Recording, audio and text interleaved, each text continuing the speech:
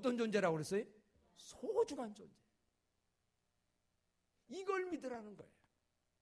하나님 아버지가 공중의 모든 것들을 이렇게 먹이고 입히고 하시거든. 하물며 너희일까 보냐? 그러면 너희는 누구냐?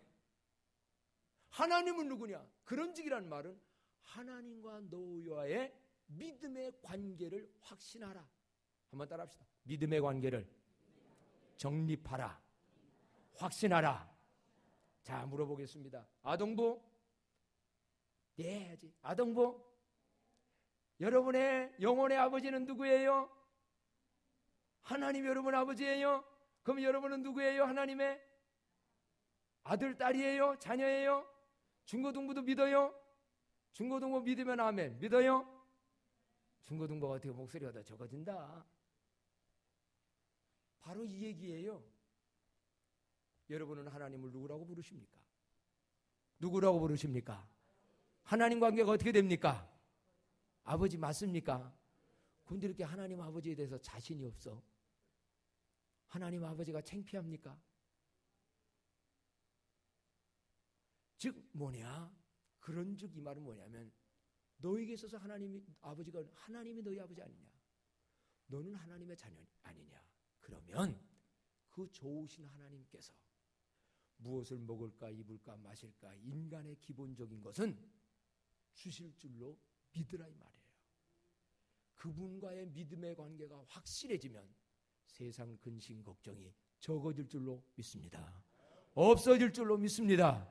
떠나갈 줄로 믿습니다. 하나님이 아버지인데 하물며 너일까 보냐? 너희는 이거보다 귀하다? 그러면서 심지어 이 말씀도 하셨어요. 32절 말씀 다 같이 읽습니다. 32절 시작. 이는 다 이방인들이 구하는 것이라 너희 하늘 아버지께서 이 모든 것이 너희에게 있어야 할 줄을 아시느니라. 믿습니까? 하나님 아버지가 안다는 거예요. 그래서요, 하나님은 나의 아버지고 나는 그의 아들이라는 걸 믿는 믿음이 확실한 사람은 염려가 올 때마다도 하나님께 맡겨요. 그래서 평안해져요. 근심 걱정이 올 때마다도 하나님께 맡겨요. 아버지가 해줄 것을 믿고. 그리고서 그러니까 먼저 뭐가 제일 중요하냐면요, 하나님과의 믿음의 관계 속에 하나님이 아버지가 되시고 여러분이 자녀가 되는 구원의 은총이 먼저 있어지기를 바랍니다. 교회 나온다고 하나님 자녀는 아닙니다. 교회 나왔으니 하나님 자녀는 아니에요. 성경은 분명히 얘기합니다. 영접하는 자 곧 그 이름을 믿는 자들에게는 하나님의 뭐가 되는? 자녀가 되는 권세를 주셨으니. 물어봅시다. 예수님 어디 계세요? 어디 계세요? 중고등부 예수님 어디 계세요? 하나님 우편에?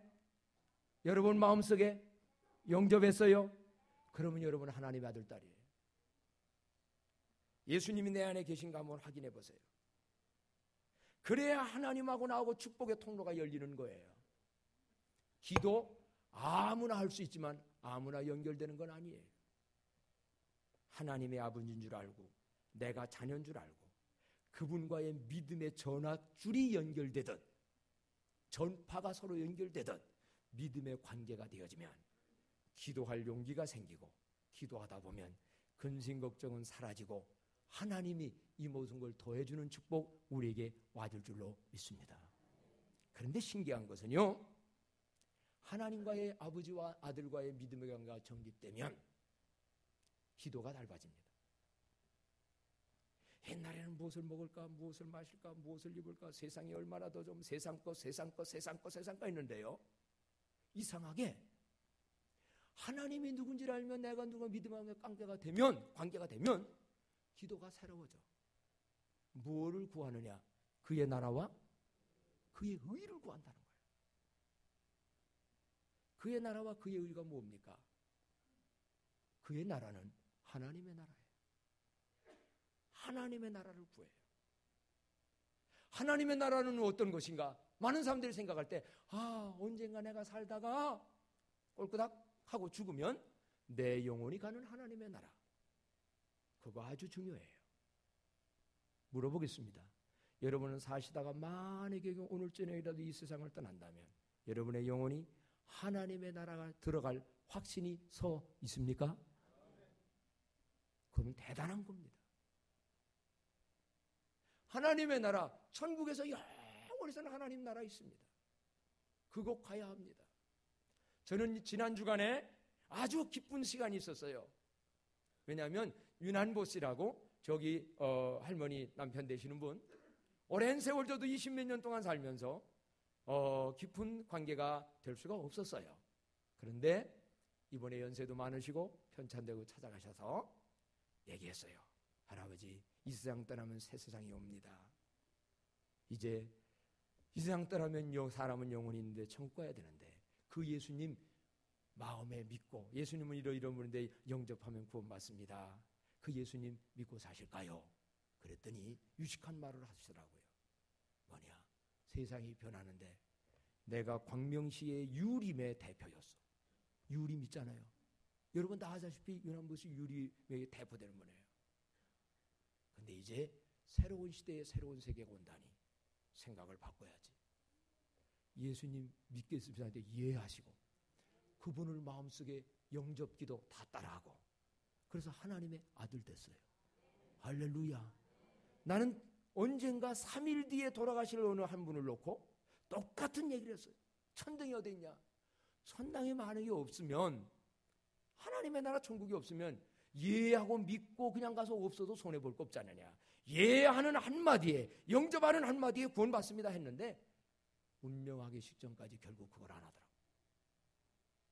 근데 이 할아버지는 하시더라고.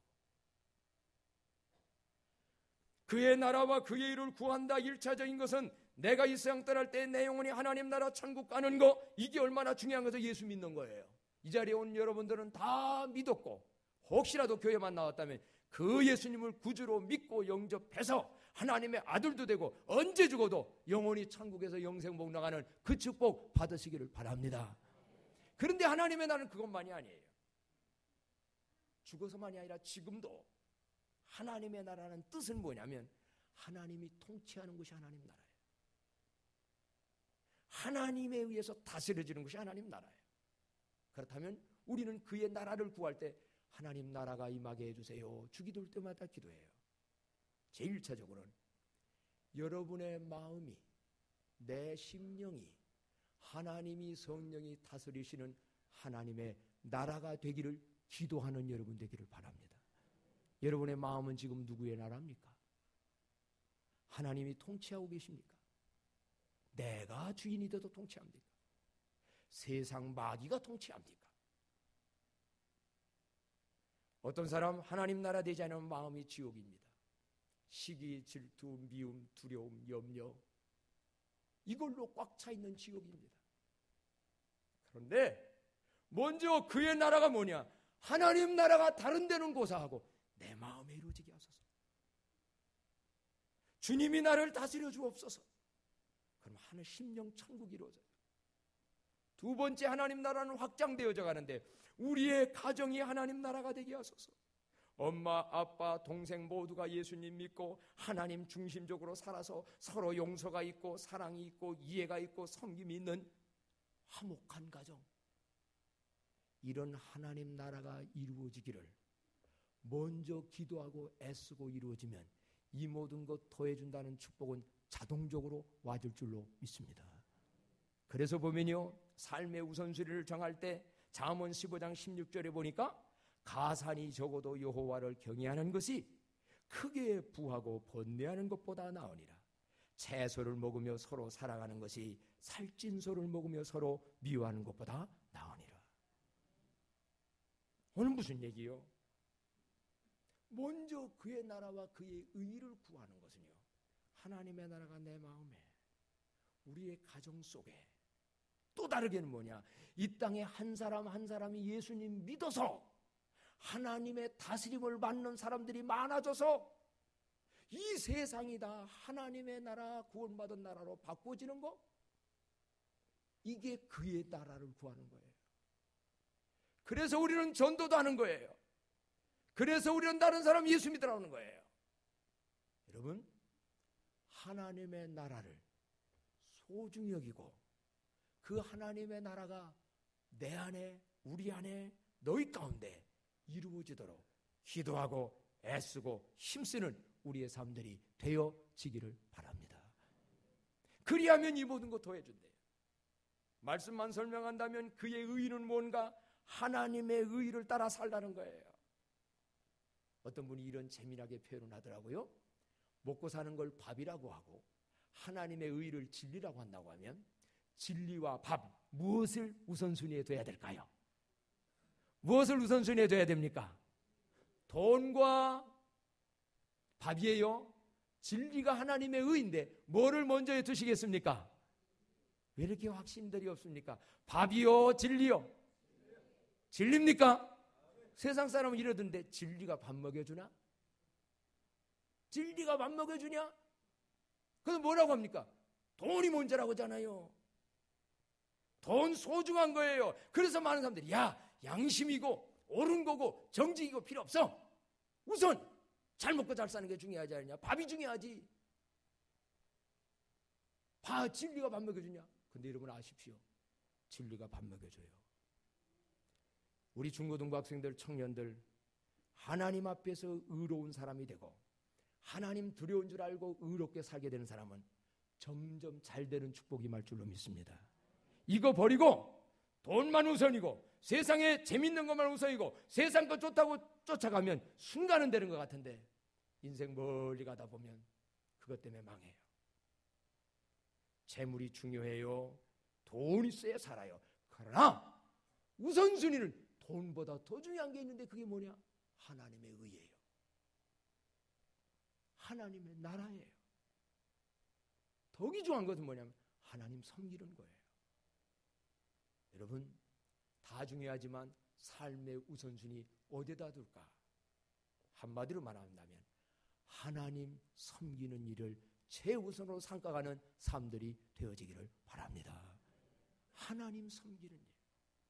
왜냐? 오늘 성경도 그런 말씀을 해요. 성경으로 해답을 해볼까요? 24절 말씀, 6장 24절 다 같이 한 목소리 읽어봅니다. 시작. 한 사람이 두 주인을 섬기지 못할 것이니 혹 이를 미워하고 저를 사랑하거나 혹 이를 중히 여기고 저를 경히 여김이라. 너희가 하나님과 재물을 겸하여 섬기지 못하느니라. 아멘. 여러분 재물 나쁜 거 아니에요. 재물 소중하고 필요해요.